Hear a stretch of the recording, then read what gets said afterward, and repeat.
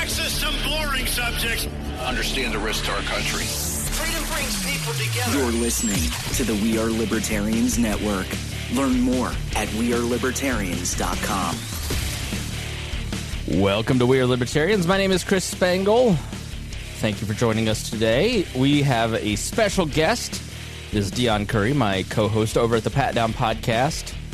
He also co-hosts Now That's Debatable and Sorry We're Canceled, and we're going to talk about Black History Month. So we'll get started with that in just one moment. Warning. This show is for adults by semi-adults, so the language is sometimes strong and offensive. I don't know what I said. Welcome to the Chris Spangle Show. Our goal is to help you sound smarter while talking to your friends. If you struggle to understand politics, we explain it from an independent libertarian point of view. With all of the irreverence it deserves, we toss out the screaming heads, put people before political parties, and give context to the news to make you think. Now, here's our host, Chris Spangle, a 15-year veteran of politics and media. You're listening to the Chris Spangle Show, and I am Chris Spangle. Thank you so much for joining us here on the show. If you're new to all of this and you don't know who the heck I am, you can check me out at chris-spangle.com. Before we start, I want to thank all of the members of WAL Plus, W-A-L Plus, as they're the reason the show and network exist. And you can support the show by visiting joinwalplus.com, and you'll learn about all of the great benefits of subscribing. Thank you especially to our $100 a month members, John Pusilo, Casey Feldposh, Lars Nordskog, Jake Edel, Matthew Durbin, Jeff Bennett, Rhinehold, Christy Avery, and Jason Doolittle. Thank you to every WAL Plus subscriber for keeping the We Are Libertarians podcast network thriving. So many great shows on the network. The Brian Nichols Show, On the Run, Gingerarchy, On the Run with Rimzo Martinez, Gingerarchy with Tricia Stewart-Mann. So many great shows. Check all those out at wearelibertarians.com. Today, we are joined by Deon Curry. No, I have not replaced Harry with Deon, and I almost said, Harry, how's it going? But I know that'd be offensive, Deon. I appreciate it. Thank you, Chris. Thanks for having me. And then Rhinehold is also here. Rhinehold, how are you? I'm doing well. So Deon and I, and Harry will be along any minute now, I'm sure. He's just running. He's running behind. He's got a toddler. It's just, I'm sure it's a mess over there right now. So Deon and I are co-hosts on the Patdown podcast with Miss Pat. We met through the comedy circuit. And Deon, before we met, and you just watched my social media, what was your opinion of me? And I want you to be brutally honest today. Everything we talk about, tell the people what you thought about my libertarian ass. So it's funny, like we have like semi-mutual friends, and all of them hated you because of your stance on teachers' pay. You and I don't think had ever really had a more than, hey, how are you conversation in person, meeting at the comedy club. So I had only known you through your posts about what was going on in the news or your takes on politics. So back then, I didn't really pay you that much of an attention. It wasn't until Miss Pat brought us together that I was like, "Oh, this guy's a real asshole." Why was I never tried to be an asshole to you. No, that's not what I mean. Like your point of view to me came off as someone who didn't care.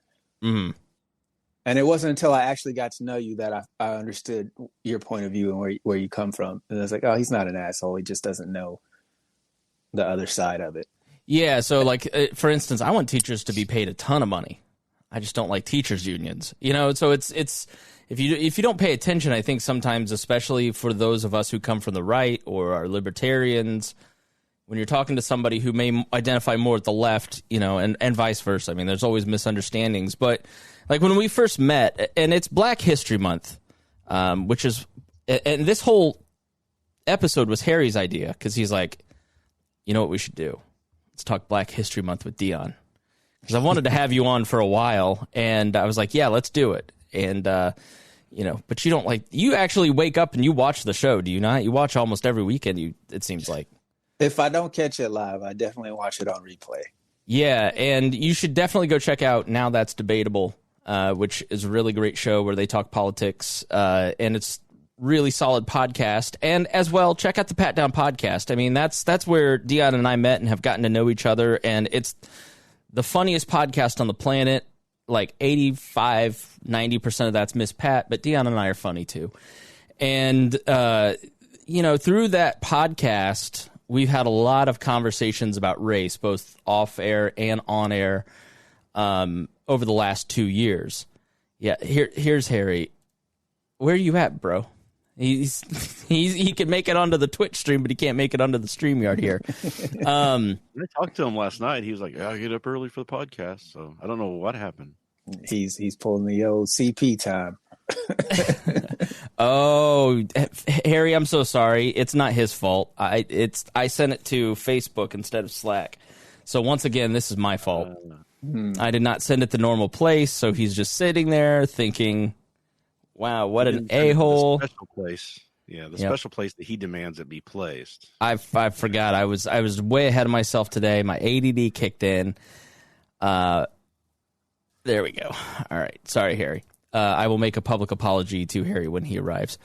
Yeah, I mean, I think my views on race,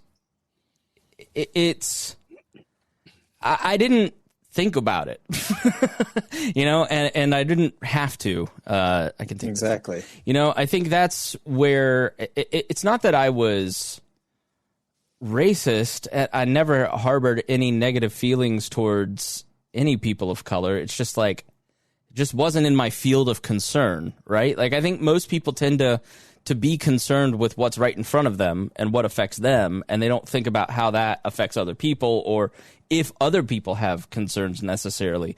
And so, being a part of the Patdown and talking to tens of thousands of black people for 2 years on a daily basis, I've learned a lot and grown a lot, I think. And I think our conversations have helped you in a lot of ways, too. I mean, when I listen back to some of those first episodes where we talk about race, I was terrified because, Deon, I didn't know how to talk about race, and I didn't particularly want to because I didn't want to be thought of as a racist. Right.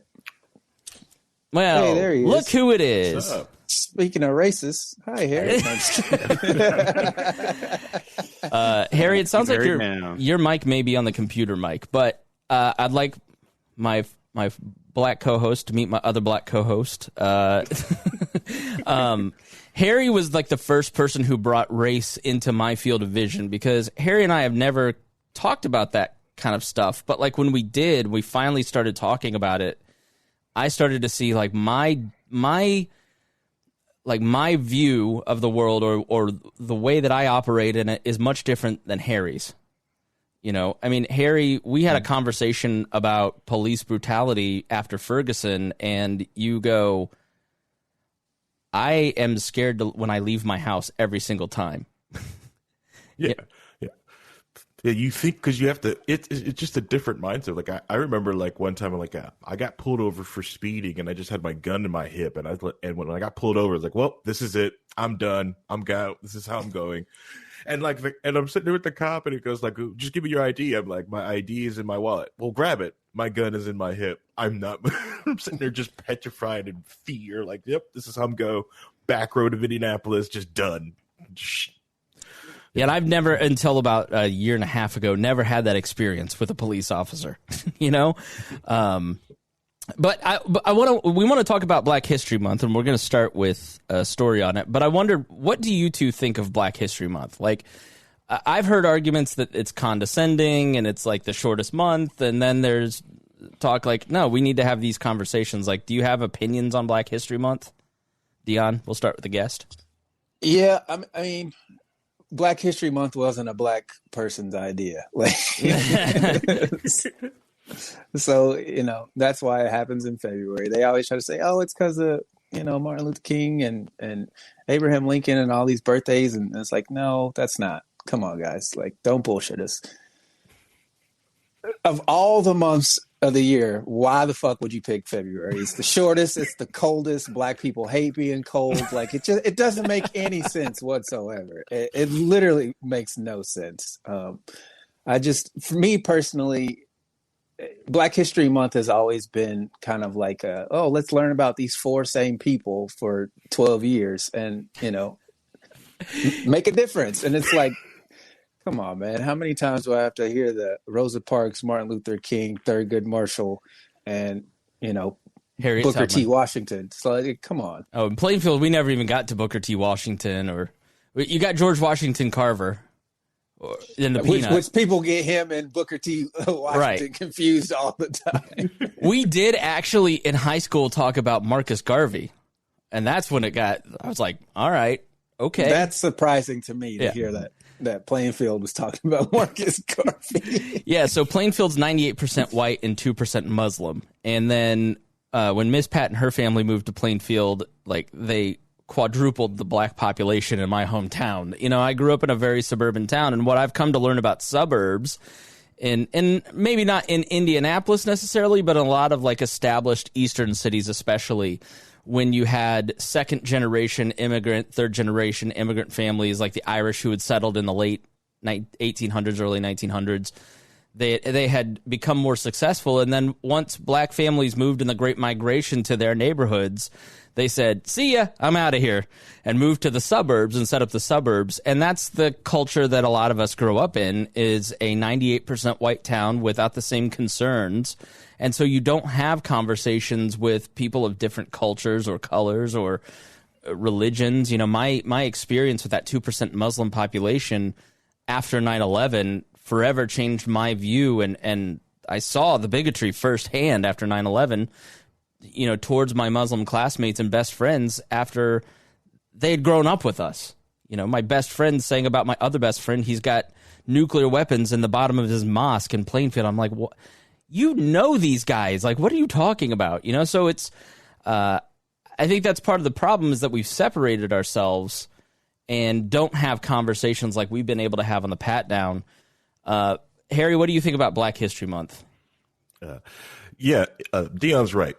No black person would have picked February. This was just to placate the dark people. So they look, we gave you a month because we probably would have took June or July, something we could get outside, maybe have a picnic on.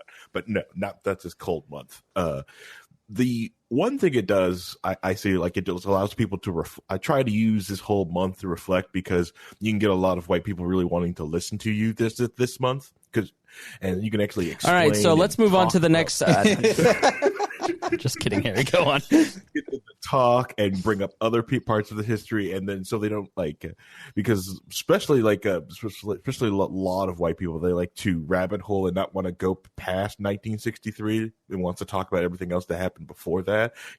There's some bad and there's some good things that happened before that, and it's good to talk about those things, and then also understand that Black history also doesn't start in the Americas. There's other things that black people did in the ancient world in the 1500s and 1400s over there in the quote-unquote old world. So this takes us to Maria Montessori Academy in North Ogden, Utah. And there was a letter sent out to all the parents with an opt-out form for parents to fill out because they didn't want to teach their kids Black history and Black History Month. And several families actually signed the form, and this form was filled out because many of the parents were offended that Black History Month was being taught at the schools. This sounds like critical race theory to me, Deon. So it got reversed after the NAACP got involved, but I never in my Black History Month was celebrated at Plainfield where I grew up. And of course, yeah, you're right. We learned about Harriet Tubman. We learned about Frederick Douglass. We learned about Lincoln freeing the slaves. You didn't get into Lincoln being a white supremacist, but you learned you learned all these great moments in history where we let them become free, right? You learn about Martin Luther King. It's from a certain condescending point of view, and it doesn't get into what Harry's talking about, which was, the long lineage of black people. And now there is a conversation going between the 1619 Project and the 1776 Project and the critical race theory and cancel culture and all this stuff. It just seems to me in a lot of ways these while there are some decent points in some of it, there's also a lot of like excuses to get out of having difficult conversations. When you guys hear that Black History Month is being canceled at a school because it's offensive, like, what are your first thoughts, Deon? Why go out of your way to show you're racist? Like, why, why would you be against learning American history just because it's Black? That doesn't make any sense to me. Harry, what about you? Yeah, it's more of I don't know, like, if it's part of a curriculum, no, it's just racist. No, I try to stick up for it, but no, I don't understand it. It's more of a just they have the opportunity to grow and be better, and they decide to go a different route, unless they want to show something that they're not doing. They're doing something better for it, but they're probably not. They're probably just not want to do it because they don't want to ruffle some sensibilities. Yeah, Deon, I mean, you've talked a lot about this. Like, why would you hide from knowledge?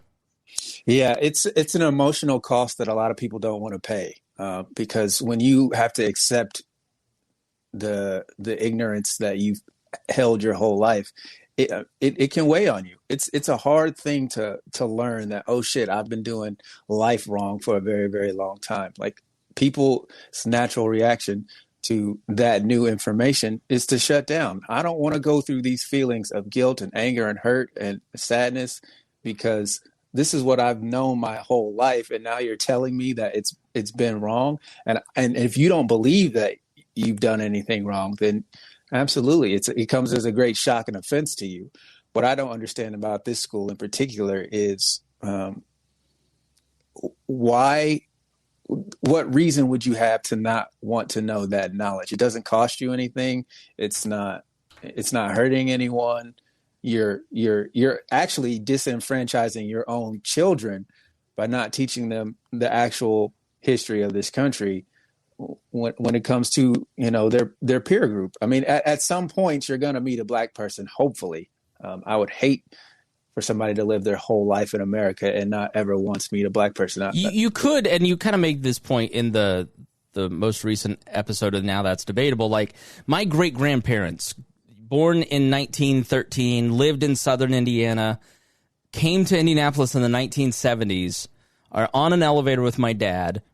So in the 1970s, by this point, they're in their 50s, 60s, near 70s, and a Black guy walks on the elevator. And my great-grandmother leans over and goes, "Miles, there's a Negro." And my dad said that was the first time they had ever met a Black person.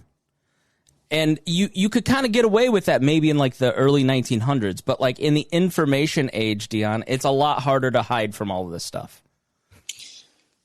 Yeah, it's because it is everywhere, but at the same time, if you don't have the mindset for it, if you don't have the care for it, then it's not going to be something that you seek out. What I always try to tell people is accept who you are and own who you are. Don't lie to people about who you are as a person. When you get information, it's your responsibility to do with it what you're supposed to. If I tell you, hey, this thing is happening that you didn't know about before, you get that information. Now it's on you to either A, go research it, or B, deny it.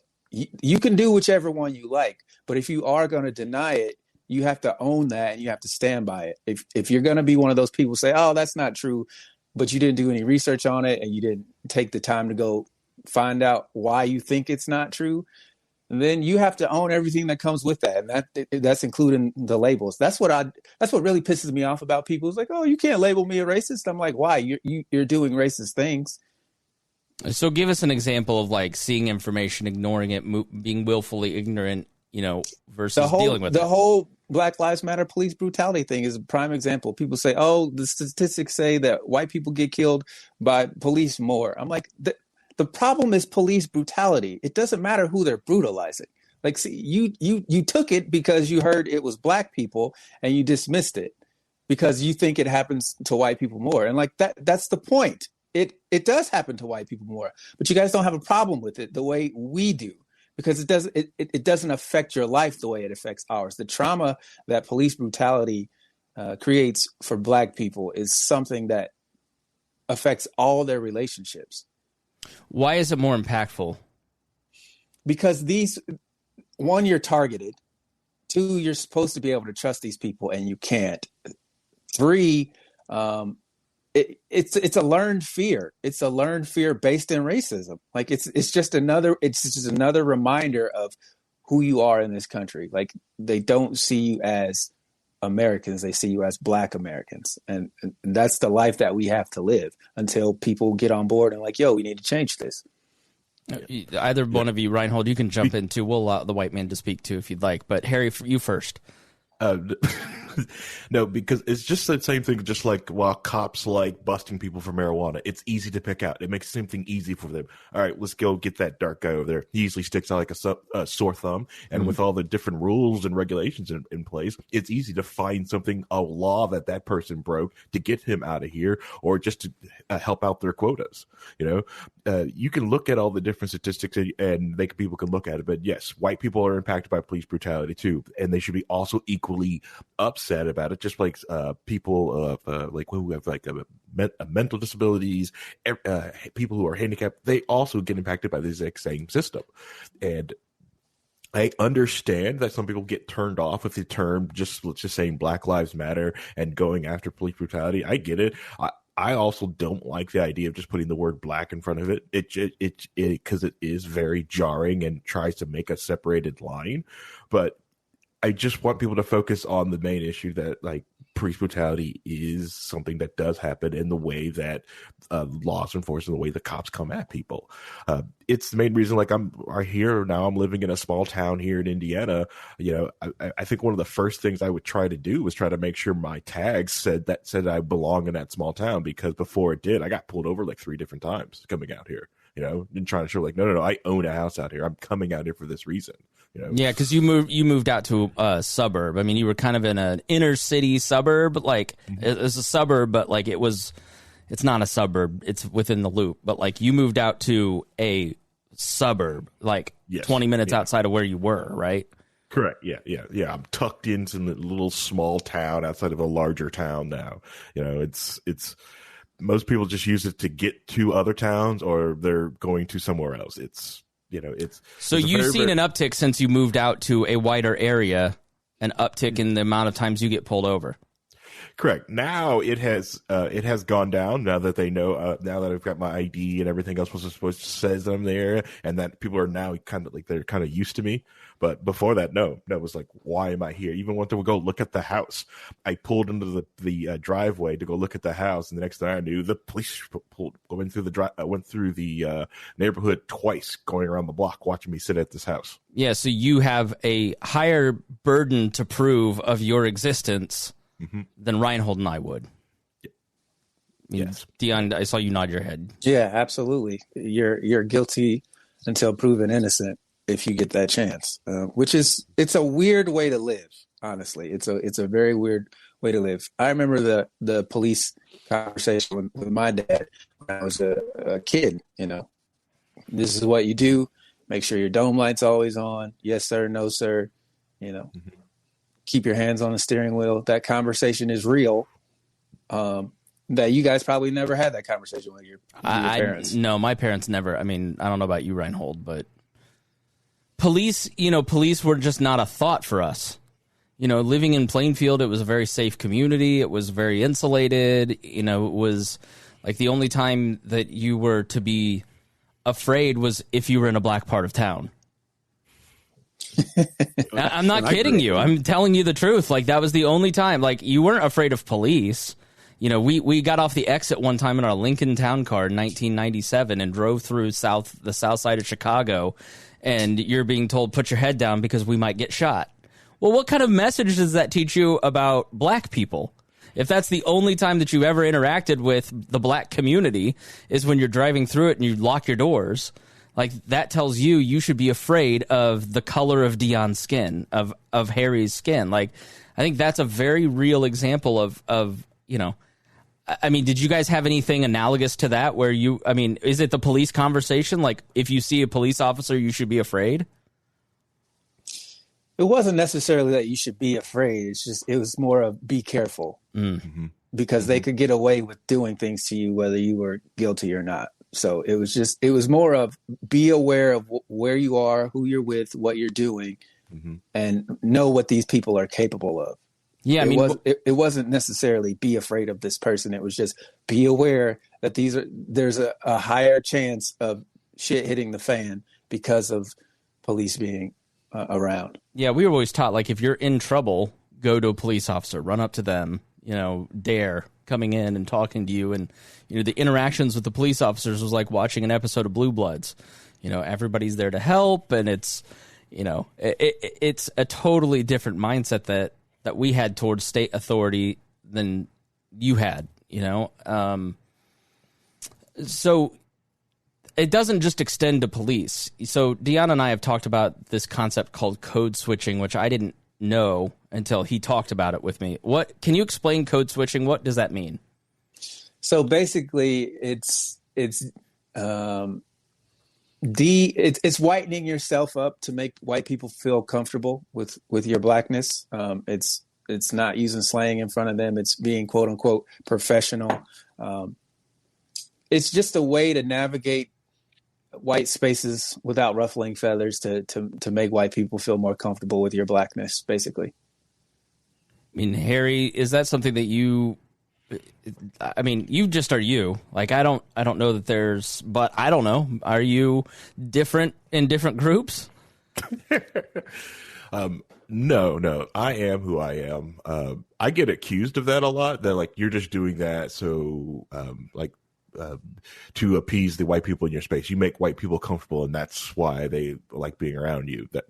I am who I am. I'm just a black guy who's a huge nerd, and I grew up in these areas. This is just how I am. I'm not, I don't swear that much, and I don't really use that much slang. It's just what I do. Yeah.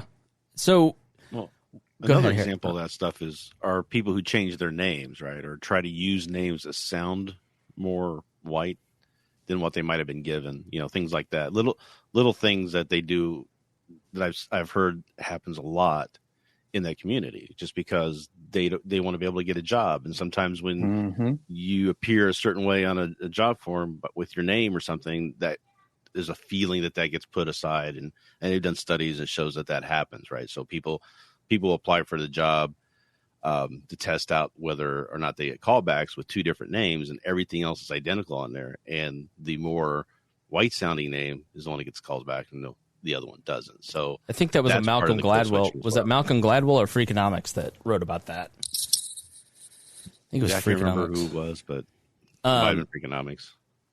Making white people comfortable. I guess, Deon, that's something that, I never thought about, like, white people being comfortable or uncomfortable. But comfort seems to be a high value for white communities, does it not? It's the most important thing to white people is their comfort level. When you move white people out of their comfort level, they shut down immediately. They either rage or they cry. It's one of the two.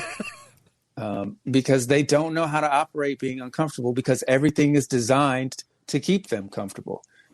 That's just the way the U.S. system operates. Is if a white person has a problem, they usually can voice their opinion about it, and it gets changed immediately. And if it doesn't, then you got people storming the Capitol. Because, they usually don't have to operate within the same confines as everybody else. I mean, look at all these Karens who call the police on people who are just trying to barbecue or checking their mail or whatever. It's like, oh, this person's making me feel a certain type of way. Somebody needs to do something. And so, the authority comes in, and it reassures them, hey, we understand you're uncomfortable. We will remove this uncomfort from you so you can return to your normal operating status. Harry, what do you think? All right. So, there's a lot of that. I see that, especially like when I first started like my professional career, I don't know if anyone noticed, but I have a lot of bass in my voice. And I remember like I was told that I was making some of the people uncomfortable. Like they feel like I'm yelling at them or I'm being aggressive or condescending. I'm like, either you know what you know or you don't. And yeah. So I always try to like talk. It's like in my beginning of my career, I was trying to talk softer and softer to like. That's a code switch. Yeah, to not appease these people around them to understand that okay, they are. I just don't want people to understand. Would anybody, Rhinehold? Nobody has ever said anything other to me that you have a nice voice. Like nobody has ever had that conversation where you're like, I'm making people uncomfortable. Like the dangerous black man, is that sort of like the root of that? Is that people just assume that because you're black, you're a dangerous man? Who are you asking? Deon, go ahead. Well, yeah. I mean, the stereotypes are what drive most people's fears because they have no experience. So if all you know about somebody different is the stereotypical things that you've learned through TV and books and people talking to you, then of course that's going to be your first mode of operating. So Harry is talking about his voice. So when you first started doing the Patdown with me and Pat, we would be animated, we would be loud. And it was clearly visible that you were uncomfortable with that environment. Because I thought you were yelling at me. Exactly. And to us, we're like, no, that's just how we talk. It doesn't mean we hate you. It doesn't mean it's just a way of being animated. And that's a cultural thing. Right. And so. Well, let me touch on that because in my world, like the way that Miss Pat talks to me is like, in the way that I grew up in like my white family, if my mom talked to me the way that she talks to me, I'd be in trouble. I'd be a bad person. Like I'd be less, so I took it as, man, they really don't like me, and then, it took a period of weeks for me to kind of go, no, that's not the case. They talk to you because they like you. It takes, and that's where I think, having friends of different cultures, it helps you have a different perspective and understand things differently because I was really uncomfortable and I thought like less of myself because of those interactions, right? And that's where it all comes from. I was uncomfortable because I thought I was like being just this racist asshole and you guys, and maybe I was, and that's why I was making you angry.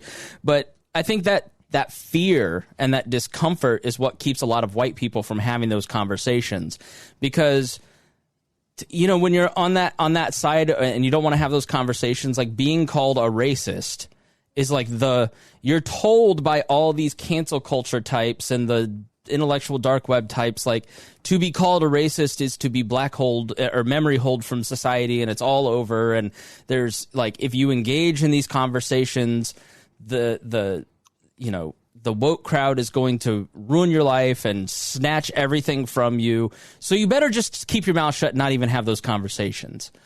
And then, so when you go into those conversations, it's really uncomfortable because you've been taught and conditioned to think that talking about race with a black person is an existential threat to you. And that's why I look at a lot of this cancel cultural stuff with a skeptical eye now, because I realize some of that is just to prevent these kind of conversations from happening.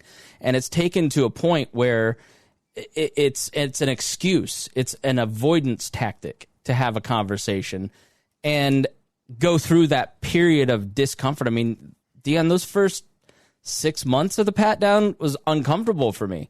Because I've never talked about race in my life, and all of a sudden I'm talking about race in front of tens of thousands of people.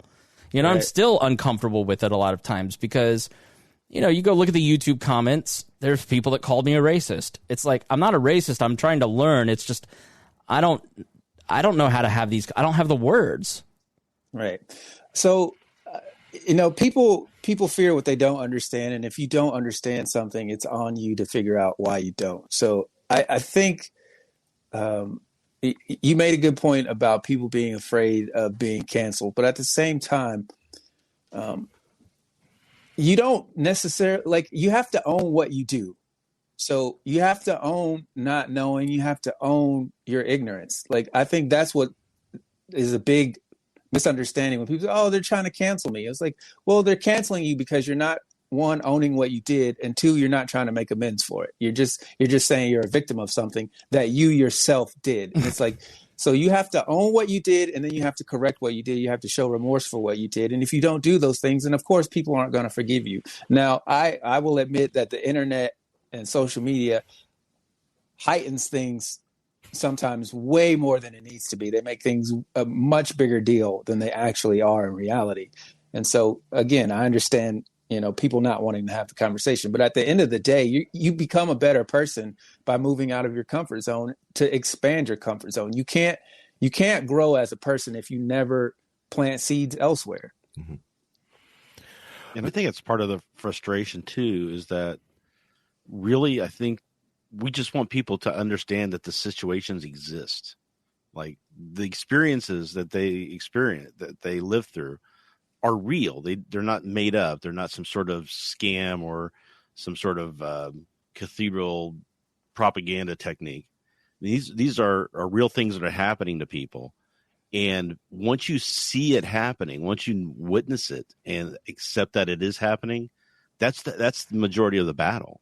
Right now, we just got too many people who just are shut down and refuse to even consider that this stuff is still going on, that there's actually systemic racism. Deon, you made a great point talking about QAnon. People will get mad about things that they've never experienced in their lives. Yep. So again, people, I heard I got new information. What do I do with it? And it's like, well, it's on you to figure out why you believe what you believe. That's when I turned 18, I did a lot of soul searching. I because I was very religious as a kid, and as I got older, I was like, this just doesn't seem right to me. And so I started doing research, like, why do I believe what I believe? And it was like, oh, because somebody told it to me and I cared about that person. And it wasn't until I actually dug deeper, it was like, oh, there's more information that they're not telling me.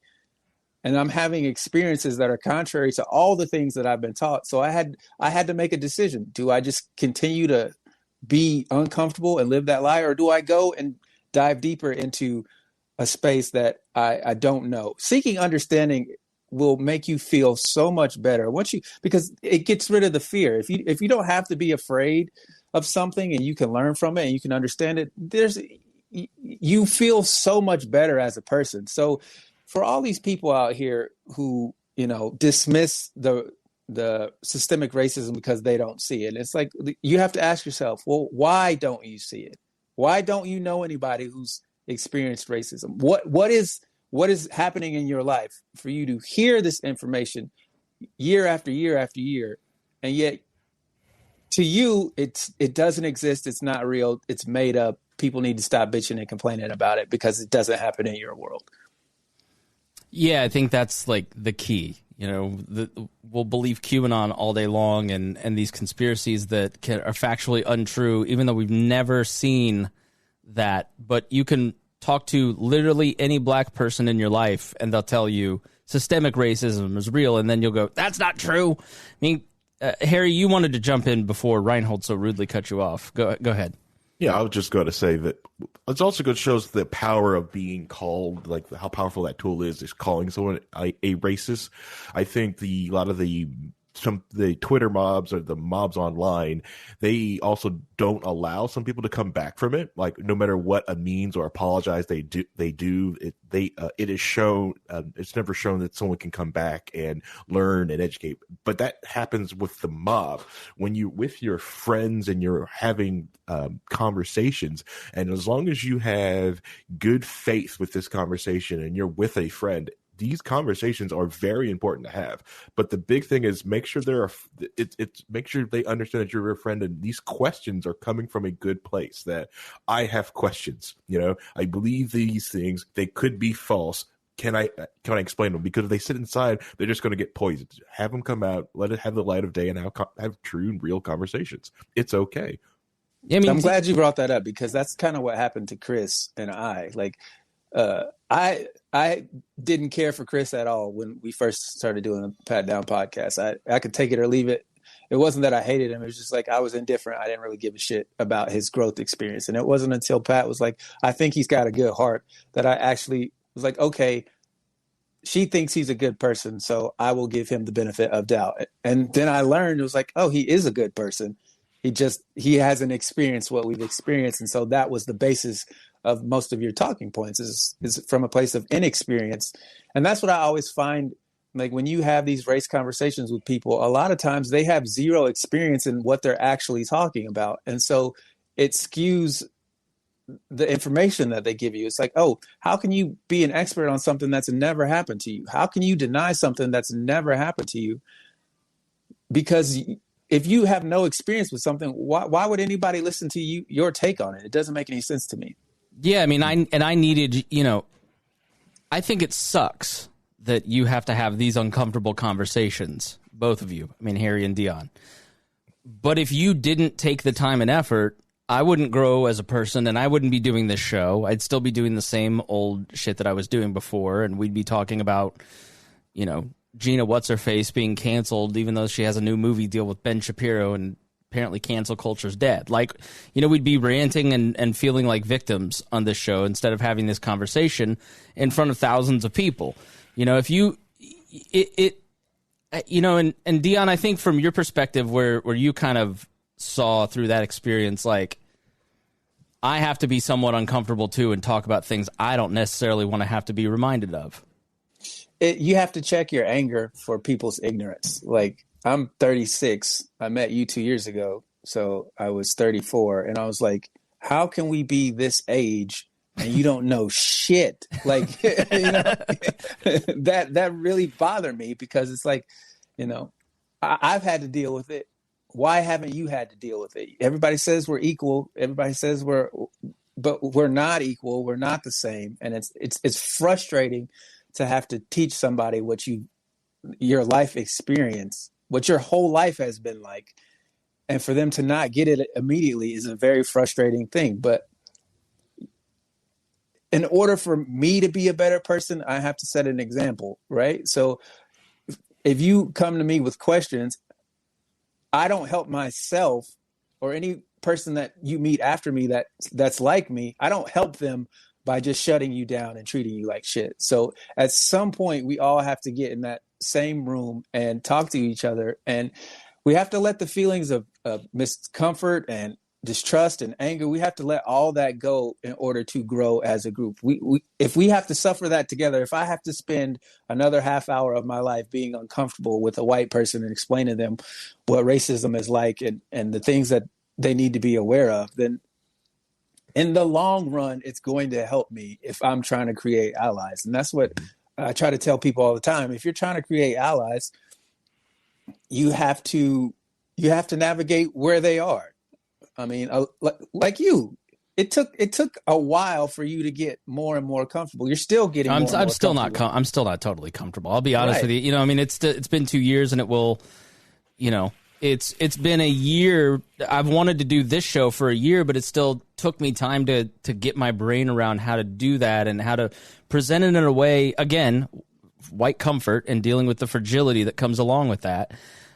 Because when you challenge the status quo, I mean, there's no doubt that my evolution in terms of being more empathetic towards women, towards black people, towards immigrants, towards the marginalized portions of our society, instead of just doing the same old libertarian show that just tries to protect exactly what I had, instead of getting uncomfortable, there's been reputational damage. There's been somewhat of a diminished amount of listeners to the show.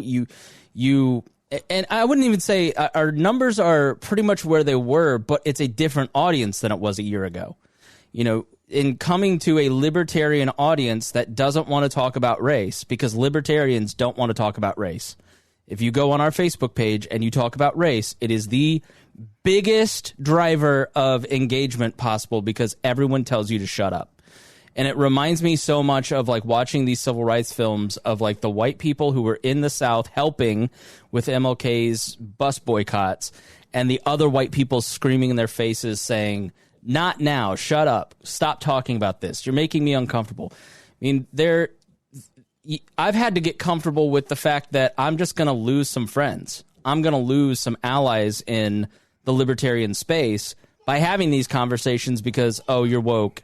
And, I mean, there's discomfort in family. Like, there isn't a white family if you are progressive on race. There isn't a white person that is an ally that doesn't have a family member that they have tension with right now because they're trying to talk about this stuff.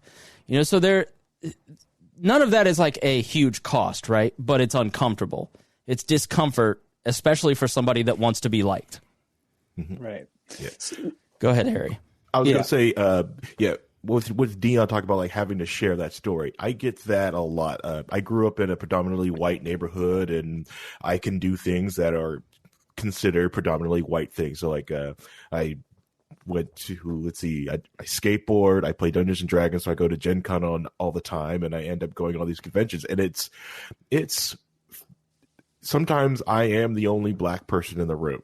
Okay, it's sometimes it can be incredibly frustrating, but because you have this lived experience, and when something happens, also you're out around you. It's very important. Also, what I've also learned is also to point that out. When our Friday table that we do, the Walnuts, when we did Liberty and Chill a couple weeks ago, we had that whole moment. We were sitting there talking and discussing O.J. Simpson, ironically.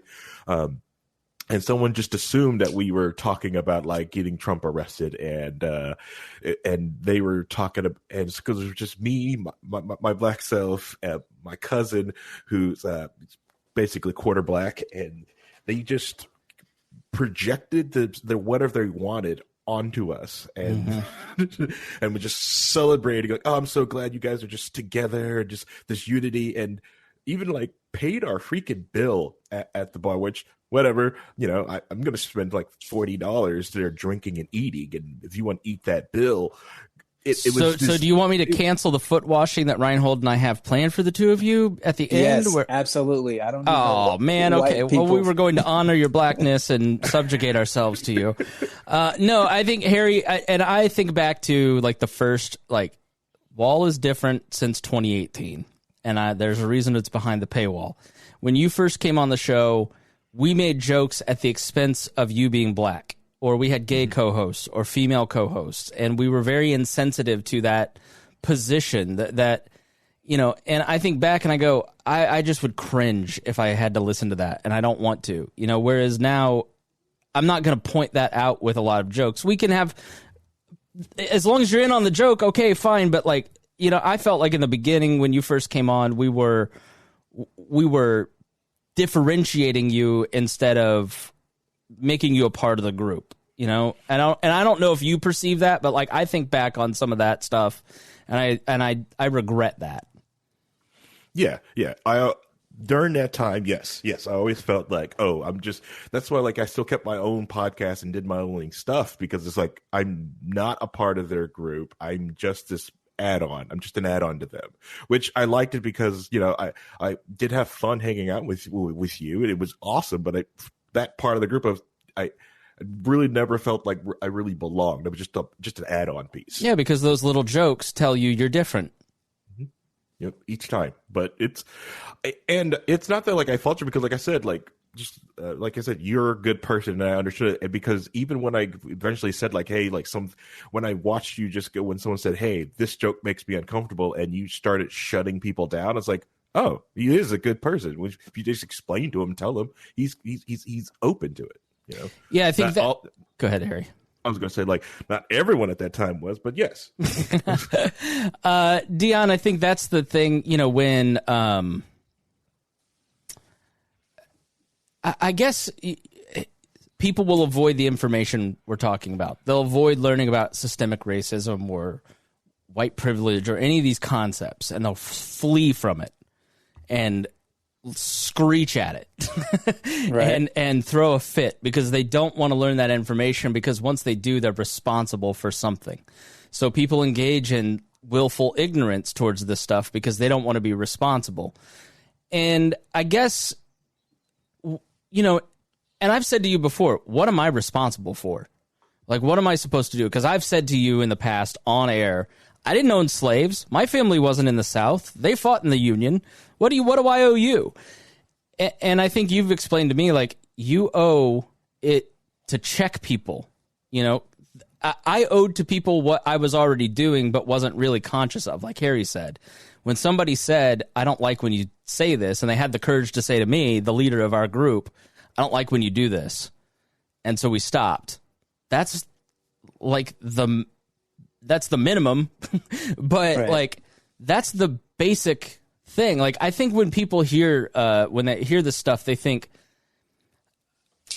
there's something called replacement theory. And if you want to talk about the critical Marxism of the left, let's talk about the replacement theory of the right, which is Charlottesville tiki torches guys saying Jews will not replace us. They will not replace us. If you really sit down and listen to what a lot of these modern segregationists talk about, they're saying, do you want them to replace you? Because it always comes down to quote unquote them, right? Notice how often they or them is said, and always ask who's them, who's they, who are you talking about? And just go on Wikipedia and look up replacement theory, learn about it, and then start to watch how much that creeps into right-wing media. And you don't want them to get the leg up because they will replace you and take away your economic opportunity for you and your kids. And so it's not what I hear a lot of the black listeners of the Patdown and you and Miss Pat and Harry saying, I want representation in society and equality.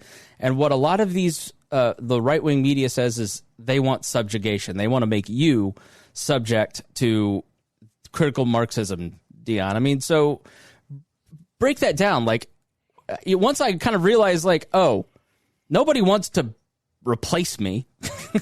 They just want you to treat people with empathy and respect. I went, I can do that.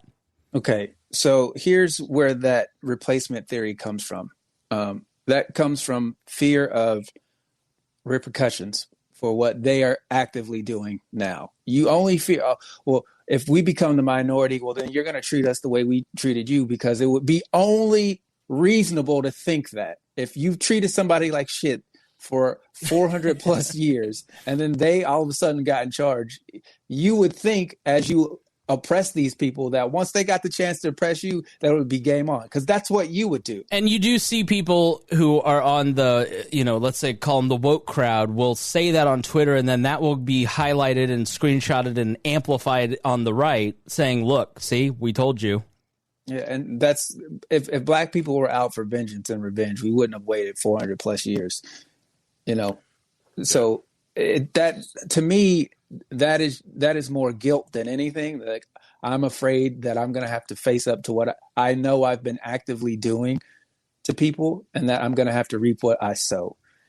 You were talking about losing listeners earlier, and that's part of being an ally is getting battle wounds. You say, how do you help me? You fight on the battlefields that I don't have access to.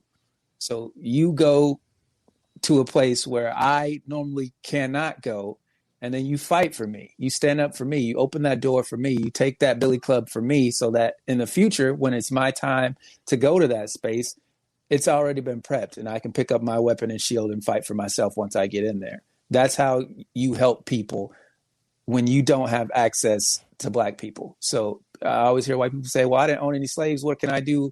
It's like, you can learn, and then you can change. You can change the status quo for somebody, even if they're not around, so that eventually when it does happen, because at some point it's going to happen, we are outbreeding you guys, whether you like it or not. So at some point, we're all going to be this big, light-skinned group of people anyway, because the mixing of the races, and you can't take back black dick and white pussy, I guess. But you can't, once you've had it, you got Harry thoughts. Oh man, a couple of things. One, if black people were really trying to replace and segregate white people, we would have did it when Obama was president. We would have just replaced it at that moment. We had the power, could have did it, but we didn't. So you're welcome. But yeah, it's and also Deon's talking about fighting figuratively, picking up weapons figuratively. Yeah, we don't want to end up in the congressional record in a Trump defense where 20-minute loop of fight. That was the most ridiculous thing I think I've ever seen. We're going to talk about the impeachment next week, because It's so much deeper than we did the shows in August, kind of telling you what was going to happen. It all happened, and then it all was tied in a neat bow the last 4 days. And it's like, I think it's the first time a lot of these Republicans have seen some of the footage because they watch right-wing media. And if people watch right-wing media only, if you think CNN is fake news, but you listen to Tim Pool and read the Epoch Times, you have no idea what actually happened on January 6th. And people are seeing it and they're going, holy shit. Like Trump tried to kill Congress members and Mike Pence so he could stay in power. And I think this is not over. So we'll talk about it more next week, but it was funny where it was, listen, you can't take Trump's words to mean what they mean. His words have no power, but the leftist media is propagandizing. It's like the cognitive dissonance is always hilarious. And then they go, he said fight, but he didn't mean fight. He meant it, figuratively. And you can't take him out of context. That's not fair.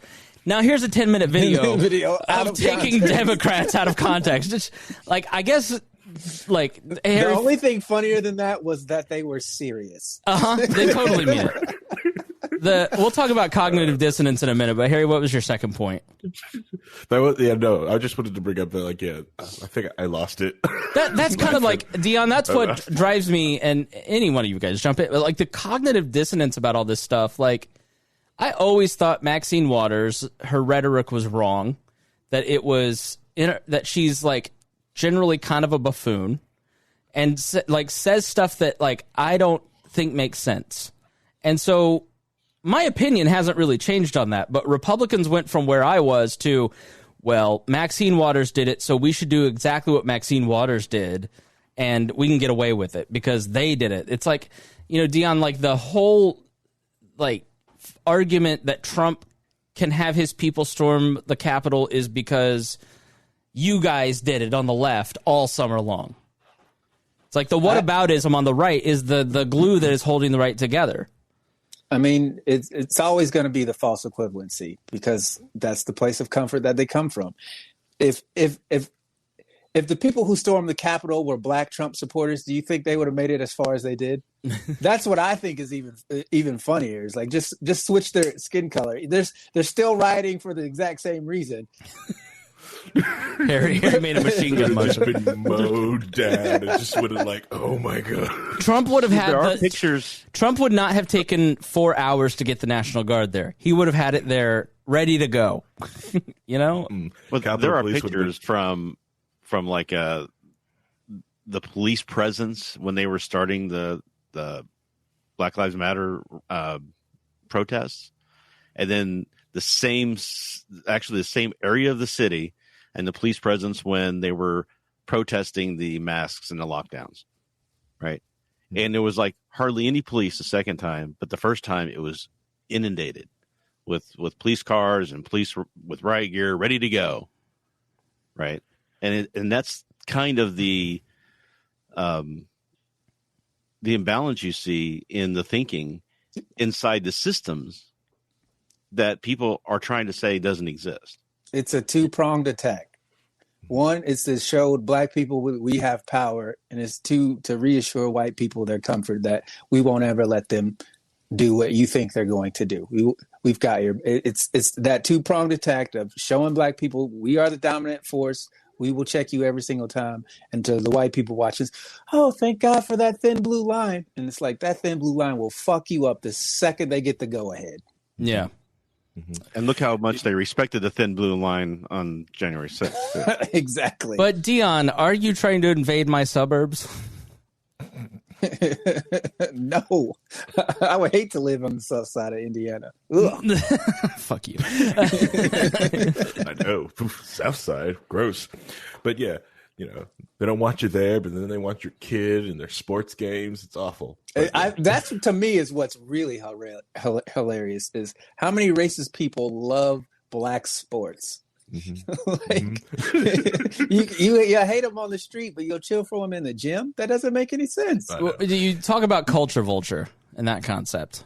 Well, I mean, so Bo Derek is a classic example. She put braids in her hair, and everybody was like, "Oh, she's so sexy." And it's black women have been wearing braids in their hair for years, and y'all y'all tell us that we need to cut our hair, make it short, and only thugs wear braids, but she gets the exact same style, and it's like, oh my God, I can't believe this is so hot. We should all try this. And it's like, wait a minute, motherfucker, we've been trying to just be who we are, and you tell us, that this makes you feel uncomfortable. But the second a white person does it, it's okay. That doesn't make any sense. Right. Yeah. That's and then that toxic stuff also gets into young black people's like heads. Like there's for the longest time, like I didn't want braids in my head because like I was like, well, I want to become a professional. I cannot put braids in my head. I don't do that. It's like, and it was so toxic to unlearn that as myself as a younger, when I was younger, it's like, no one's going to hire me with braids. I can't have braids. I got to make sure my hair is short. They won't hire me. It's like, oh heck no, I got tons of jobs with braids and even with my freaking afro out. No one can, it's because the jobs that wouldn't hire me with my afro or with my braids, I don't want those jobs. I don't want to work for those people. So it sounds like societally you're not allowed to self-actualize in the way that you want to live your life because it makes people uncomfortable. Yeah. Yep. The other thing is which is just also weird from living out here now is my wife's just started another job, and full disclosure, she's a white woman. All right. Nice. And so she's sitting at her job and she goes to sit there, brand new area, sit there, and she is just inundated with all these white people thinking it's okay and just starts talking and saying some of the most racist stuff she's ever heard. It just goes, oh my God. You guys don't, but you don't know what people say when you're not around. And that's the thing. Like, I think everything in life is, I will tell somebody, this person's not a nice person. And they'll go, no, you don't know them like I know them. They're the greatest person. I'm like, no, but you're on the opposite side. Like, there's people in the movement, right, where it's like, no, they're not nice to me. They're really not good people. Oh, but I know them. I work with them. They're great. You don't you're the problem because you're making an issue with them, and if you just were nice to them, then you'd get along with them. And I go, no, you really don't understand. This person treats people they don't like shit. Well, you just don't understand. You just need to stop being a problem, and then it'll, like, I find that, like, the test of character is how you treat people that you don't like or that have no power, or I think that's where it comes down, where it kind of helped me connect some of this stuff is like, I don't know what it's like to be Deon or Harry, but I know my white friends treat me really well, my white male friends, but when they're alone with my female friends say they make them feel horrible or do terrible things to them. So this person's not a nice person. Like, I'll never forget, like, we had one co-host who said, like, I sit at my desk and I don't go to the bathroom because I don't want everyone to stare at my ass. So I hold my pee all day. So this girl is miserable all day long because other men want to make her feel awful with basically dehumanize her, right? She felt dehumanized. She felt like she was a sex toy. And so she had to be uncomfortable for their sake. But I'm sure all those guys think, oh, well, we're just great guys. Like, Tim's great. I love Joe. But she thinks he's a piece of shit because Joe treats this girl like shit, right? So I guess, when other people tell you that someone's a problem and they're not a problem to you, it's because you're not the thing they have a problem with. I don't know if I'm making sense, Deon. Help me. No, so...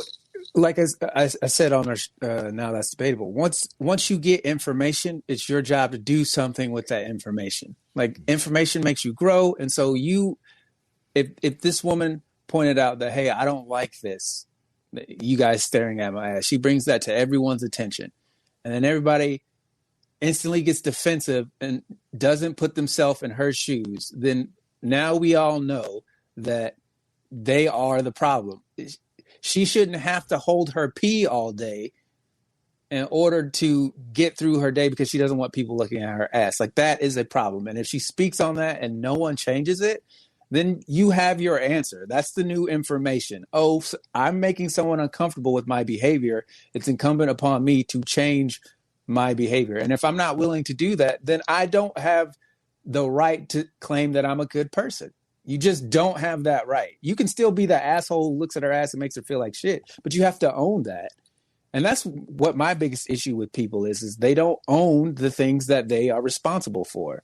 So I can't figure out how to get people to see that without shutting them down. Like, that's where I'm trying to learn how do I bring this person into this new information that they have, and how do I get them to understand, like, this is what you should be looking for. These are the things that you do that you don't recognize that you do, not necessarily doing it intentionally, because I don't think every single time it's intentional. But at the same time, once you find out that this makes somebody uncomfortable, you have to figure out how to get rid of that so that they can be comfortable, because you would want that same thing for yourself. Yeah, I mean, Harry, your wife going into that space where obviously if you were there, they would have a different attitude. Mm-hmm. But she has the ability to go into that space and check them and check their behavior and go, hey, this isn't acceptable. And I mean, I don't know if she did or not, but like, that's an example of how to solve this problem and move on.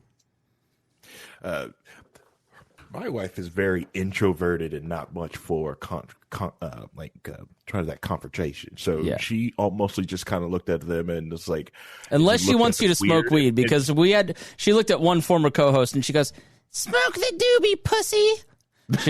She has the softest, highest pitched voice. She's the nicest lady, and she just looks at one of the "Smoke the weed, pussy."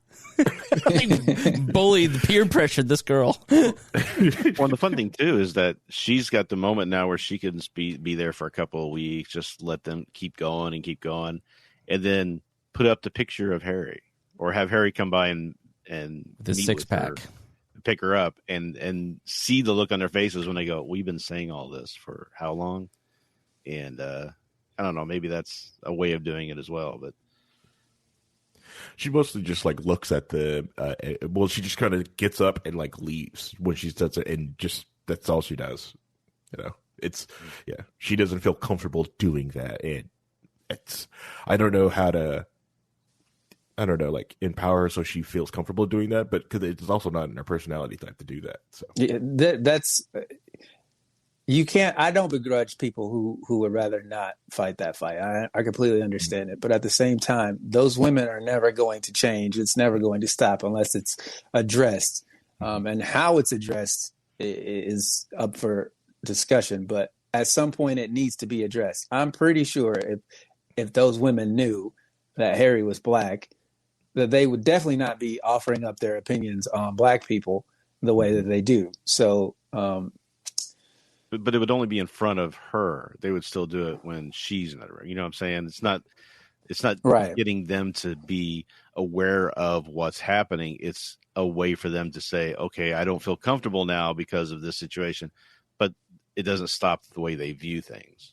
And that's the worrisome part. Yeah. And so in that moment, the moment she exposes them for who they are, they have a reckoning, right? They now have the information that, oh shit, I've outed myself to somebody. Now I have to deal with it. And how they choose to deal with it, obviously, will be up to them. But hopefully, if they're, willing to grow and learn, then they would take a second to maybe have a conversation with somebody that doesn't look like them. Yeah. I don't think they're willing to learn. They're from Newcastle, that town. Yeah, but I think my naivete is that everybody has a chance to learn, but I've sort of watched over the last couple of years just going, I guess if people listen to this show and they go, wow, he's really become like anti-conservative, anti-Republican. It's not that I still hold the same principles and values that I had 4 years ago, 2 years ago, on policy, right? It's just that when people will invent things to remain willfully ignorant instead of just having a conversation or dealing with a problem or examining themselves because they want to maintain control. I can't lose control.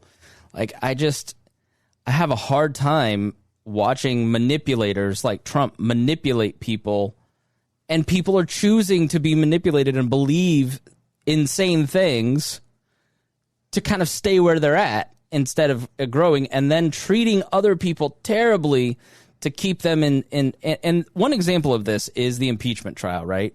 And it kind of goes down to the Dave Chappelle convo on SNL that we had off air. Why impeach him? you're just going to make things worse. This isn't unity. You know, and right after the election, Dave Chappelle went on SNL and essentially called a lot of rural people like meth heads, right? And I said to Deon, I go, man, this just isn't the time. This isn't the place. Like, this is just going to inflame people. Like, the tensions are really high. You know, why now? Why now? Why now? Which is such a common refrain that Martin Luther King back in 1963 wrote a book, you know, like why we must, I forget what it's called, but it basically was answering the question of we can't wait. Why we can't wait, I think is the name of the book. You know, Deon, that refrain of we can't have this conversation now, let's wait because you'll make these violent people be violent is such a shitty way to run a country.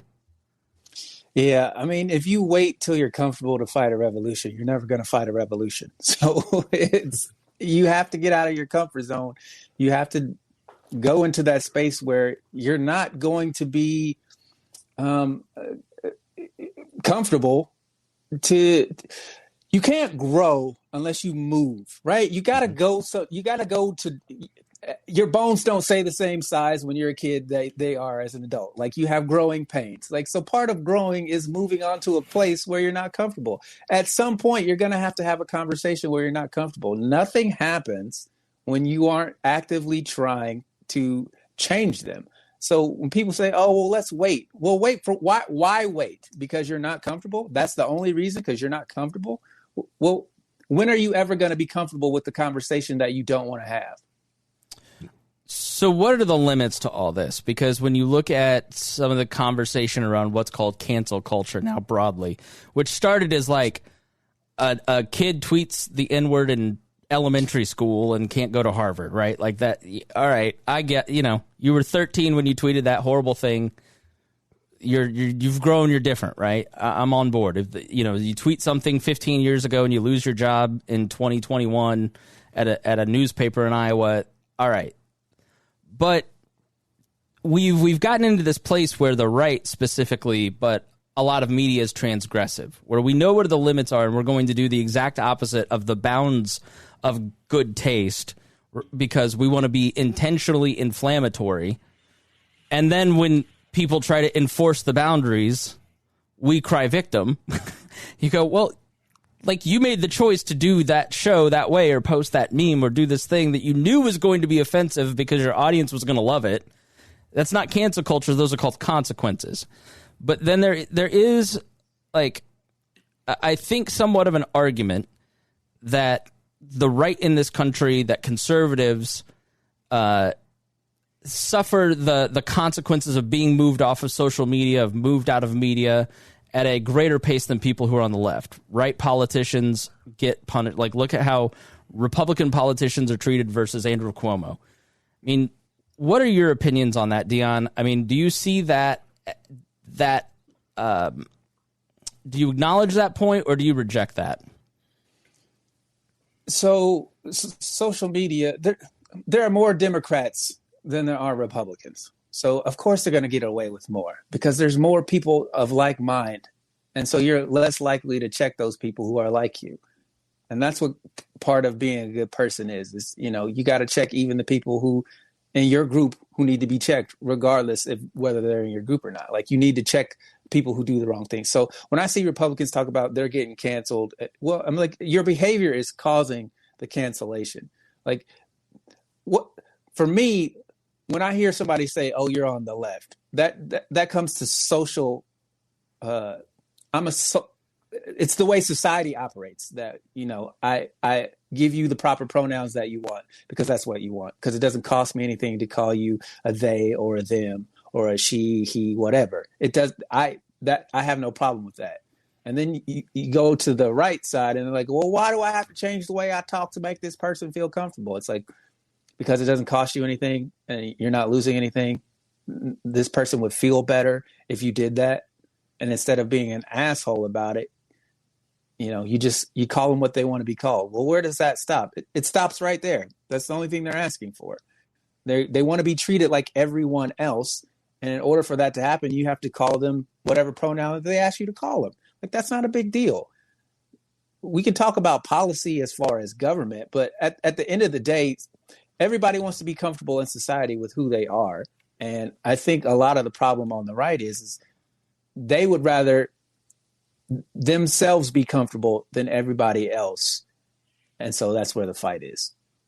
In Rhinehold, do you kind of, I mean, you're the more, you're a socialist basically.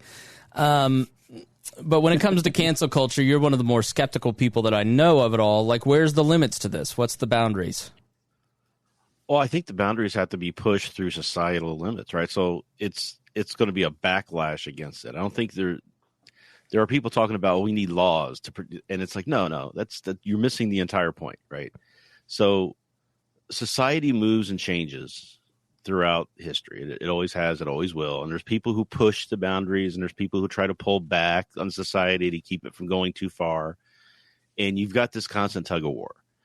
Cancel culture, or canceling somebody, is not a new thing. It has been going on for generations, right? It's just that different people were in charge of who was canceling who. Right. Now, when we were kids, it was Tipper Gore and Republicans hauling in Twisted Sister.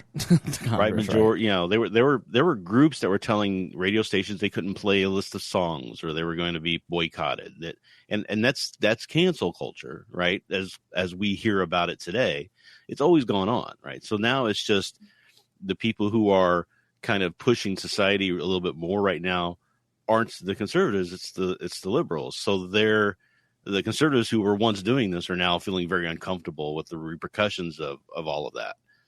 But at the end of the day, you make a decision when you say these things. Like, if you choose to put something out there and it's not well received or wrong, instead of saying, "Oh, I'm sorry," or "I didn't realize," or please forgive me, it was a mistake," they get defensive. They try to double down. And that just makes things worse. Well, that's what happened with y'all. Like, Cliff so there's this libertarian student group, and the head of it was accused of improprieties, and instead of handling it gracefully, went on Twitter and went full Trump and said, "This is all a lie. Everybody's lying. It's not happening." And that's what pissed everybody off. And all the responsible voices in the libertarian movement went, "Nope. Time for an investigation. I don't care if he's on my team. We need to look into this." Because, like, instead of handling other people's claims with grace and respect, it was handled with an arrogance, a pushback, that, like, lack of shame. That's when everybody kind of went, "All right, nah, I don't like that. You're not getting away with that." I mean, Harry, go ahead. The other thing about cancel culture too, I wanted to say was, we keep talking about cancel culture and these people getting canceled. When you've got people like Mel Gibson, the famous example of somebody who was canceled, yet is now up for awards, Oscars. He's got his career back because he went out and he did the work to show that he was sorry for some of the things he had done, right? And he got back into good graces. So Robert Downey Jr. was going through a whole horrible situation, right, where he was waking up on people's lawns from taking too many drugs, and he was almost ostracized from that community, and now he's a huge star. Think of all the people who have been canceled over the years who are still working, they're still making money, they're still doing their things, right? Louis C.K., he's out doing comedy again. He's not. He took some Michael Vick. Don't even. My wife would kill me if we started talking. Yeah, about I think that's what we talk a lot. That's what we talk a lot about here is the capacity for change, grace, mercy. Like, you have to allow for people to be human, and you have to meet them where they're at and try to bring them to a better space. It's but there has to come a point where you just say, like, this person's just an asshole. He wants to be an asshole. Like, that's where I kind of break with a lot of the right, in that liberty is not about the right to do whatever you want, treat everyone the way you want, use the government to treat others you don't like, to keep your economic position, and suffer no consequences for any of it. Like, there are consequences to actions. There are, like, even in a purely anarchist society, you're going to still have to have human relations and deal with people, and grace and mercy are going to be a part of that. And I think it concerns people when there isn't a path to restoration, which I think is an incredibly important piece that often gets missed. It's like, no, because you did this Karen thing in the park, you're trash and your life is over, and go over here, without some sort of path to restoration. I think the right doesn't do themselves any favor by trying to freak people, like just say, see, they're coming to get you. They're coming to get you. Instead of being part of the discussion to say, what's the path to restoration for this person? And the left does it too. If you look at left Twitter in some of these cultural issues, there's a lot of people who just go, I'm not fucking with you. Bye. Hope you die. Literally, I mean, hope you die. And I just think comes a point where everybody has to meet somewhere in the middle and go, all right, you're a trash person, but you're our trash person. Let's walk you through that. I mean, Deon, you're one of the things I respect about you is you're very principled, you're usually right, and you're very pointed about it, and you just say, no, this is how it is. And I'm much more of a diplomat, I guess. And I try to say, no, that's okay. Listen, this Klan's member, we can work through this with him. And you're like, no, fuck him, burn him at the stake. But I mean, so where do we meet in the middle? How do we deal with some of this stuff? Because there's a lot of people who are listening to this going, I have a right to be a racist, to live in a free society and be a racist. And who are you to tell me that I can't believe certain things? And to that, I would say, I'm not trying to change your mind. I can't change your mind. Only you can change your mind. I can make it so that what goes on in your mind makes you uncomfortable in public spaces. I can't control what goes on in your house, but I can tell you that the majority of people want to be comfortable in public. And we can't be comfortable with racist ideologies, transphobic ideologies. You're not going to be comfortable in public spaces. No one should have to deal with the hate of someone else. Like in public, that's for everyone. So you don't get to dominate that space with anything but civility. That's what should reign in public spaces. So I'm not trying to change a racist person's mind. I'm trying to make a racist person understand that they're racist. And what they do with that information is on them. At that point, once I've shown you who you are, it's on you to change if you want to or not. I can't control that. And at the end of the day, I'm not going to really care as long as you're not in a position of power to control my life in any other type of way. What do I care if you hate me based on my skin color? I don't give a shit. That it's not going to affect me as long as you're not my boss. So at the end of the day, I think exposing people to who they actually are as people will be the change that we're all looking for. When you really find out who it is, do you really hold the quote unquote values that you espouse to everyone? Do you actually hold those, or is that just something that you say to make yourself feel comfortable? When you face the opposition to everything that you know, you find out exactly who you are. And it's like, oh, I can't lie to myself anymore, or I can keep lying to myself, but I have to know that I'm lying to myself. And that's where the change actually comes from. You talk about grace and mercy. I don't give people the opportunity to screw me twice. Like if you screw me over and you willingly screw me over and you knowingly screw me over, then I accept you for who you are at that moment. And that's who you're going to be until I see you change. And even if I do see you change, chances are I'm still not going to want to deal with you because of that past scar that's never going to go away. So I won't actively go out of my way to make your life harder. But at the same time, you're not coming to my barbecue. I'm not sending you invite to my wedding. Like you go live your life. I'm glad that you've made a change, but I'm cool. So as we move from a center right to a center left country, where is the space for Republicans, if that makes sense? Like, is there any legitimate claim that conservatives are victims of, like, they're being treated like minorities, basically? Is there any truth to that? Is there any space for all that? That makes What are sense? you conserving? What's to conserve? The old way of doing things that made people feel like shit? What are you conserving? I don't understand that. Tell me what you're trying to conserve. If it's money, then what does that have to do with policy? Just don't spend your money. So like, I don't Explain that to me. Rhinehold. Well, I mean, part of the problem you get into is when you say left center and right center is that what do those really mean, right? So when we talk about, I get called a lefty, commie, blah, blah, blah, all that stuff all the Rightly time, so. even though I'm down the middle of the road libertarian. Right down. Matter of fact, I'm a little bit on the right, according to the charts, whatever. But because I see people with empathy and I understand, I try to understand what they're going through, and I concern myself with making sure that everybody's rights are protected, not just mine or my tribe's, then I get called a leftist. So is that part of leftist society, is just having that empathy? And what does that say about the right side of the political aisle if that's not part of it, right? If that's what's differentiating people between left and right? So that's really the problem I have with some of these labels and some of this thinking, is that it's really still down to tribes against each other and not and putting up blocks to seeing what's happening. Yeah, I mean, to what is being conserved, when I see the meme I see most often is the conversation we had today is the Trojan horse for socialism. That if you become woke on race, as they say, then you're going to end up like Bernie Sanders. Who's a millionaire?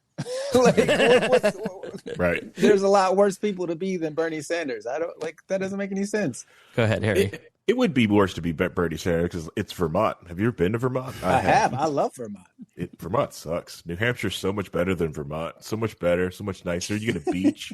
Okay, you get a beach. What does Vermont got? Chickens, a library.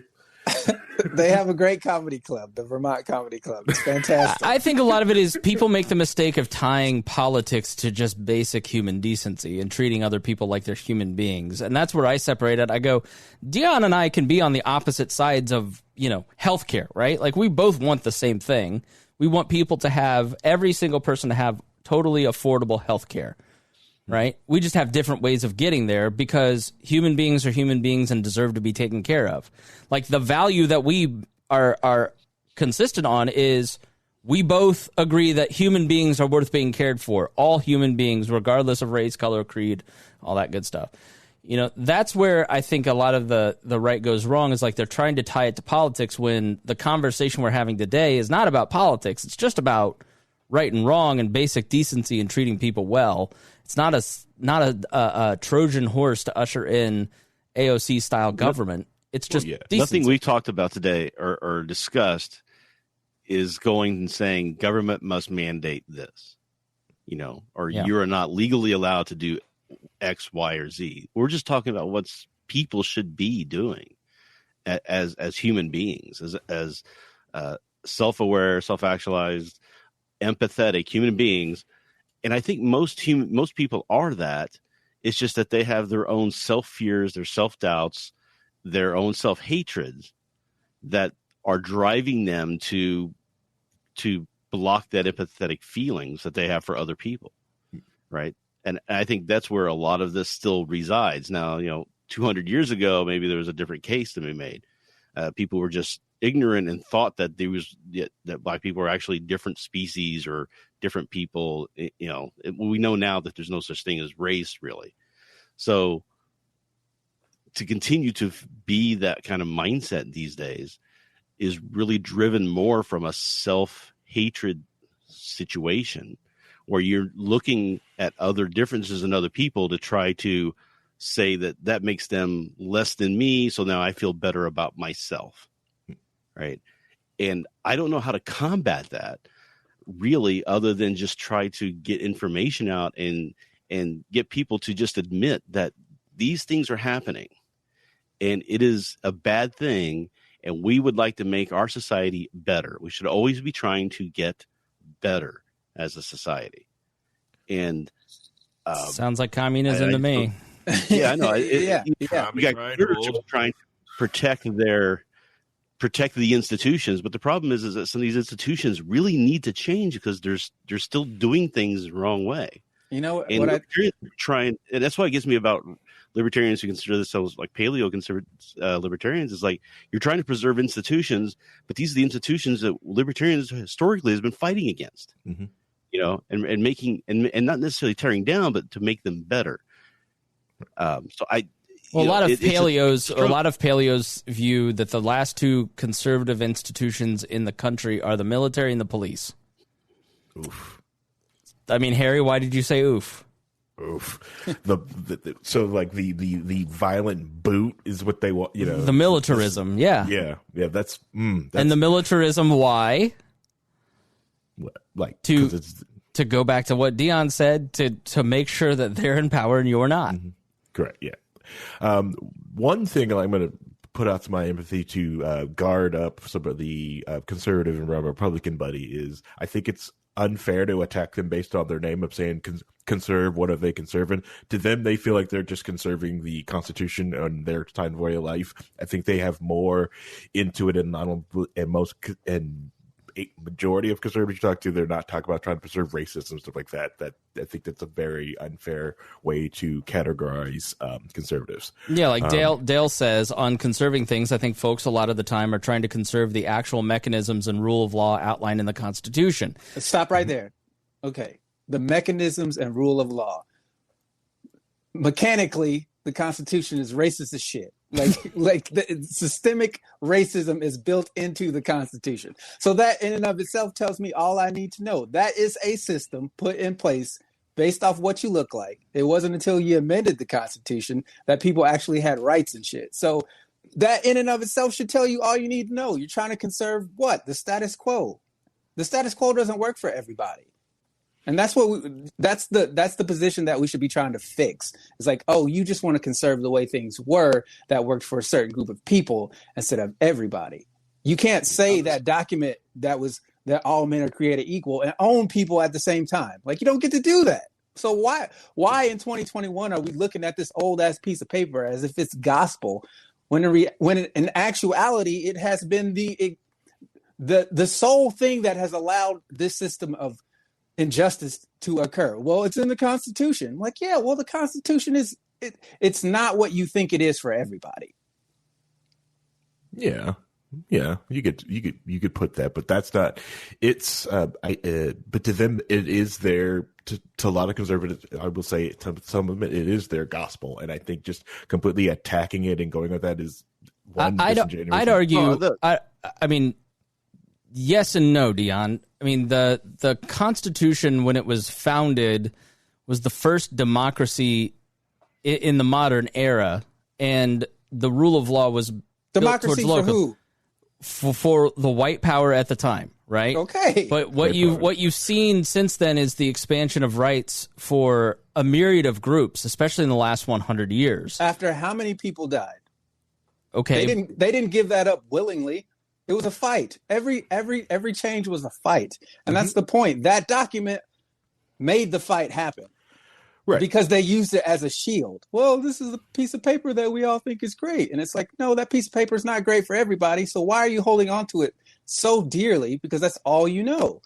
And when you get new information and you're like, oh, no, that's not true because my life hasn't been that. Well, your life is not everybody else's life, and you need to accept that. That's what's frustrating to me about when I hear people say conservatism, because like in my mind, all you're trying to do is conserve your position within that document. You're not thinking about the rest of the people that you live with. It's like it's only about you, and it's a selfish way of thinking.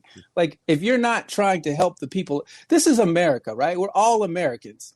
Right. So wouldn't it be awesome if all Americans were good at something, if all Americans were healthy? How much better would our country be if everybody wasn't being mistreated and denigrated for what they look like? It's not like we did something to earn the position that we're in. It's just we look different. Like that in and of itself is a problem. And this document that, well, this all people are created equal, but we're not. Well, there's no such thing as racism anymore because we signed a law. I'm like, oh, so that just undid 250 years of trauma? Oh, well, why didn't we do that sooner? Like, no, it doesn't go away just because you make it law. people take it into their home. Like if that's your founding document, if that's your base, that's your center, that's your rock, then you need to examine that, what that actually means, what comes with that. Well, it's not really like the rock. It's more of like if you think about it as a framework, and as it's shown, yes, people have died. People died building that Constitution, and people have died defending it, and also helped changing it. It is that document has changed in the past to basically respect people's rights. Didn't give anyone any rights, just more of respecting the natural rights that you do have, and it's such let's say like a milestone just for human achievement, because before that it was just divine rights of kings. We're talking about just the absurd of idea just to say that no, you who have no nobility can own land and can do what you say on your own land. That was a huge building block to allow to the society that most people are seeing today, even to take down the monarchy in Europe. Well, part of the problem is I think a lot of people look to the Constitution as, oh, we just want to protect the Constitution. But they're really, I think, in their mind thinking is that we want to support and defend the Age of Enlightenment and the ideas that were being discussed then and changing and transforming society. We've never fully implemented that ideal. I think we want to try to get there. And I think some people who consider themselves conservatives are more focused on protecting that ideal and not necessarily, and they think the institutions are there to do that when they're not. The idea is something that we've never put in place. So there's no golden age. And that's a part of the problem with fascist propaganda, that if you do study that type of thing, that one of the requirements to do, one of the things they do is try to build everybody into thinking that there was a golden age where things were good. And now it's being changed, and these people are taking it away from us. It's never, it almost never actually ever existed. Just people believe that it did. But if you go back and look at it, it wasn't that great. It wasn't what we envisioned with the Age of Enlightenment and the ideas of that. And that's what I try to fight for, is try to get that. So like Thomas Jefferson's original Declaration of Independence was closer to kind of that idea and putting it down on paper than anything else was. But then that got cut up and changed and everything else because too many people were afraid of losing their lifestyle. And what about these people? And everybody kind of put their own thing in there and muddied it up.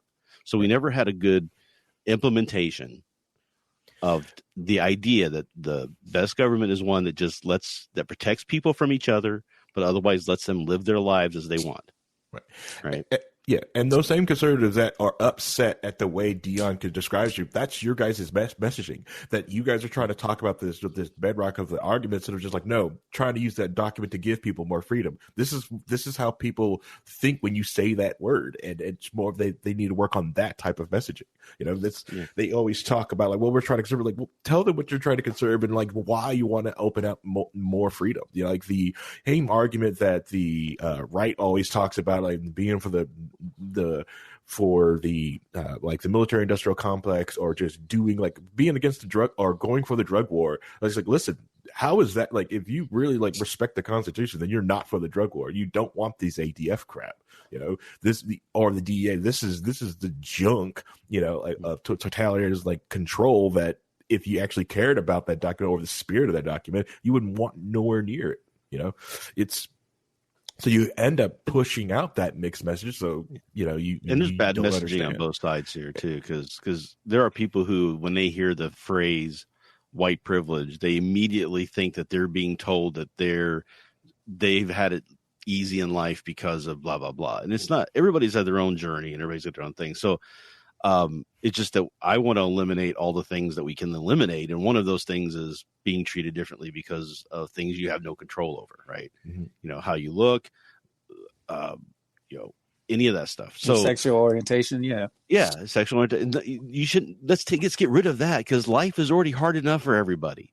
Alienation in general is bad. Yeah. Right. So, but the problem is that the language that we use to try to describe that white privilege immediately sets off people who are already defensive. Right. So I think there's a problem with messaging. Like another one was defund the police. Nobody was really saying defund the police completely, like get rid of the police. And that's what the people took it to mean. It was like, no, let's let other non-police organizations take care of some of the stuff that the police are doing so we can let them focus on the one thing that they should be doing. Right. So it's a problem with communication, I think, and labeling and messaging. It's that fear. Really needs to be fixed. It's a fear behind the idea of defund police. I'm afraid that if the police don't have money now, that my life's going to be in jeopardy. It's a fear. Right. The whole white privilege thing, I think, is really, really funny because I played poker in Lebanon back before the pandemic hit. I used to play poker. For those who don't know, Lebanon is northern central Indiana, and white as me. It's a super white town. And I played poker at the American Legion. So there's a lot. Is it like reverse Animal House when you walk in, the record goes? At first, I thought that's what it was going to be. I got invited there by a friend on Facebook. He's like, we play poker. I was looking for a place to play poker because I love playing poker. So I go there and I see the stereotypical aspects of white people. I'm like, oh, there's a guy with skull over there, a cowboy boot hat guy over there. And in my mind, I'm thinking, just be prepared. And it wasn't until I actually got to know these people and talk to these people and play with these people that they're like everybody else. Now, they don't have a lot of access to black people, and I was that one black person. And thankfully, I'm the type of black person that's not going to I'm going to give you the opportunity to learn from me if that's what you choose. I'm not going to initiate it, but if you start a conversation, I will talk to you. And so I have a really, really good friend now, thank God, that he didn't know about it. It was kind of like you, Chris. He didn't know what I went through. And through playing cards and talking to each other, we become close because he is a good person and he just didn't know. So when we talk about white privilege, he goes, I'm a white guy, but I've had to work hard my whole life. I go, that's not the privilege that we're talking about. What we're talking about is the obstacles that you don't face based on what you look like. White privilege isn't, oh, your life is grand and easy. It's, oh, your life is not harder than it has to be because of what you look like. And that's what black people suffer, is our black skin makes our life harder based off what we look like, not who we are as people. But you had a black president. What are you talking about? Yeah, and look how long that took, and look how hard we had to fight for it. Like, yeah, I was talking to somebody, the nonprofit show Now Hear This, and it wasn't on air, but I need to find somebody to kind of speak to it. The housing discrimination that still goes on in the realty industry towards keeping black people out of certain neighborhoods is not that much different than it was 50 years ago. And they were just meticulously walking through all of these different things. And I was like, oh, I thought it was way better than it used to be. And they're like, not at all. It is still hard to get into certain neighborhoods if you are a black person. I'm like, fuck. Okay. And that's fear driven. It's all fear driven because you don't understand that black people are the exact same. We're the exact same. We want the exact same things. Exact same things. That's why Harry, on his housing documentation to get into the town he lives in, it was Harry Miles Standish Price, the third junior Esquire. Yeah. I have a very white sounding full name, so just want to put it all down on document, and have a very white credit score, so it's easy for me to get a house where I want it. That's the first. Before you came on, I said, would it be funny if I introduced you as Harry Price? And since you weren't there, and Deon goes, no, and I don't have his kind of money. I told him, Harry, I said, that would offend Harry if he had my bank account. He would be very offended by that. No, I'm sure we have close to the same bank account. I guarantee you don't. No. Dude, the poker, the online gambling, no. You are doing much better than me. Much better than me. All right, let's give final thoughts. Rhinehold, Harry, you go first. Show Deon how it's done. But Rhinehold, final thoughts for the episode. Final thoughts is just that my biggest concern with, kind of like the Libertarian community or just society in general is that we really need to come to a point where we can as a group see what's going on and at least admit that things are the way they are, right? And not reject it out of hand. And that's what I hate most about the phrase wokeism, is because it's a phrase designed to keep people. It's a trivialization. There's a lot of trivialization and marginalizing of ideas and people that talk about certain issues to keep other people away from engaging in those ideas. The other thing would be white knighting. What, some people would say what we do is white knighting, and because we're trying to interject and try to make it's all a mess, and it's all language designed to keep people, in my opinion, ignorant. So what we can do to fight that, I don't know, but I think we should really work towards it. Harry? One thing I think we also talked about, like having people having the road back. I like to bring up Daryl Davis, the black man who got 200 KKK members to like throw away their hoods and stop, and left the Klan. Having those conversations with those people and be able to give them that road back. It's really important. It's so important that he was even brought up in The Art of War. Like when you go to fight someone, you have to give them the ability to surrender and to say no, because you have to. Putting someone on death ground makes them can get very violent, or even if they perceive they're on death ground, they act in weird and impractical ways, and things can be torn down and hurt. Let's see. The other thing I also want to talk about is to help Deon out. Every time you also talked about fighting or anything, or even revolution, those are peaceful ones. Okay, don't want him to get on. Like, you're right. We don't want him to get on some cut tracks. So, the one time he comes on here and he just gets cut up, and it's like, violent black man just being violent all over the place. Mr. Violence over here, Deon Curry. Yeah, that's pretty much it. I've got. Deon, final thoughts and shameless self-promotion. Where can people follow you, and final thoughts? All right. So my final thoughts are on Black history, on the word Black itself. Research the negativity in that word, where it comes from, why you feel the way you feel when you hear it. Research the negative aspects of all the things that make you feel uncomfortable. Find out why you feel uncomfortable when you hear woke, why you hear defund the police, what makes you uncomfortable about these things. You need to find the origins of that so you can start to heal that process. A lot of people don't look at the reasons why they think what they think, and I think that's very important. If these kids and these parents in Utah didn't want their kids to learn a Black history, they need to investigate as to why they feel that way. Then they have a choice to make. Again, Daryl Davis did a great job. I'm glad you brought him up, Harry, of reforming these Klans members. But that's not the life that I want to live. I don't care. I couldn't do that. I don't care to change your mind. I want you to change your mind. I just want you to know who you are. Like, I will accept you for who you say you are, but I will explain to you why I think you are the way you are, and then you'll have to deal with it. As long as it's not affecting my life financially or physically, I don't care. You're not in charge of me. I don't care how you feel. So that's what I would encourage everyone. Just be ready to accept who you are and what you are and the reasons why you are the way you are. Be ready to accept that. So once you accept it, you can actually change it. You can't change it until you accept it. You can't, what do they say? You don't know you have a problem until you acknowledge the problem. So if you want to find me, I do 3 podcasts. Now That's Debatable. It's on all podcast outlets. It comes out every Wednesday. We do a Facebook Live show every Monday night at 9 p.m. I do a podcast with a fellow comedian, BT, called Sorry We're Canceled. That's out on all podcast outlets. That drops every Tuesday. And I also do the Patdown with Chris Spangle and Miss Pat every Tuesday.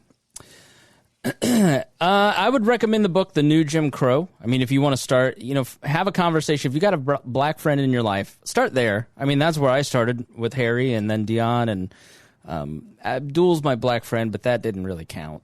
And then he's kind of establishment, though. My oldest brother hates him with a passion. Oh, yeah, right. He loves to troll. I learned everything from him. Yeah, The New Jim Crow is a good place to start if you want to kind of learn more about the systemic racism piece and sentencing and policing. It's a really solid book. And I think we're in a moment where I don't know if you guys are familiar with the concept of Thucydides trap. So as one great power is fading and another great power is rising, they clash. And so I forget the guy who, Graham Allison, I think, wrote the book. He's a Harvard professor. And his premise is America versus China.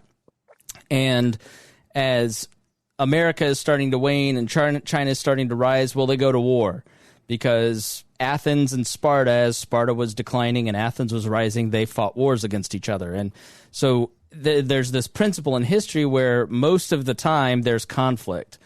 And I think we're in a moment of cultural Thucydides trap as the white-centric culture is fading and multiculturalism in America is starting to rise. You're starting to see these culture clashes. And it's not going to stop because like we said, as whiteness starts to fade more and more, because millennials are like 40% multi-ethnic. That's the word. 40% multi-ethnic. It's even higher in Gen Z. So it's just that the racial lines are getting blurred, but there's some people who are just hell-bent on keeping those racial lines in place. They've already lost. So just get comfortable with these conversations, because it doesn't matter what you do. The demographics are not on your side. So that's why we wanted to have this conversation. If you found it useful, please share it with your friends. Thank you, Deon, for coming on the show. I'll see you at 1:00. Sounds good to me. Thanks for having me. I had to take myself out of the chat because Miss Pat called 3 times. Hey, when are we doing the podcast? 1:00. You didn't tell me that. I said, I thought Deon told you that. That's who I did. She goes, no, he didn't. And you didn't tell. You didn't. He did. 1:00 was her idea. She said 1:00. So yeah, and we're talking about 3:30 on Monday too. Before I forget. But anyways, yeah, that's just it's so fun to get together with Miss Pat and Deon and have those conversations. I'd love for you to check out the Patdown. It is not all these heavy conversations. We probably have like 3 of these a year now, but most of it's just so fun to do. So it's a great comedy podcast. If you want to just check that out, be ever grateful. Harry, Rhinehold, thanks for joining us. All right, I'll just go fuck myself. Thank you so much for listening to the Chris Spangle Show, and we will see you again on Tuesday.